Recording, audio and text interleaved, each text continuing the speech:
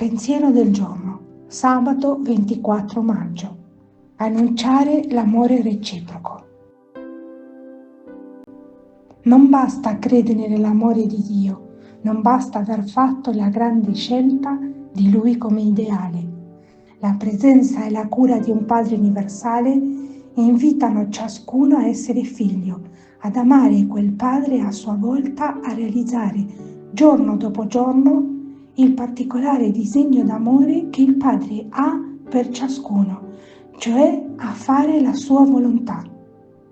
E, come sappiamo, la prima volontà di un padre è che i suoi figli si trattino come fratelli e sorelle, che si amino, che si vogliano bene, che conoscano e pratichino quella che possiamo definire l'arte di amare. Questo richiede di essere i primi ad amare senza aspettare che gli altri ci amino. Significa anche diventare uno con gli altri, cioè fare nostri i loro pensieri, le loro preoccupazioni, le loro sofferenze, le loro gioie. Ma se questo amore è vissuto da più persone, diventa reciproco. E Cristo, il Figlio per eccellenza del Padre, il fratello di ogni uomo, ha lasciato all'umanità questa norma, l'amore reciproco. Egli sa che è necessario perché ci sia pace e unità nel mondo, perché si formi una famiglia. Certo, per chiunque cerchi di smuovere le montagne dell'odio e della violenza di oggi, il compito è enorme e arduo.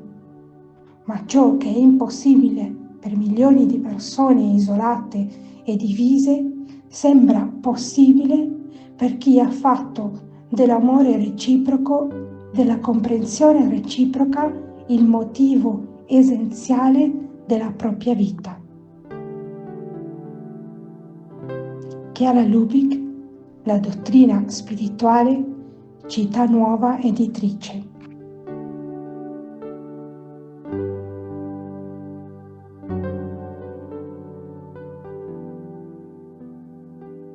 Ciao! Se ti è piaciuto questo video, metti mi piace, dito in alto, e iscriviti al canale. È libero, gratuito e senza alcun impegno. Parola di vita, maggio 2025. Signore, tu conosci tutto. Tu sai che ti voglio bene. Vangelo di Giovanni, capitolo 21, versetto 17.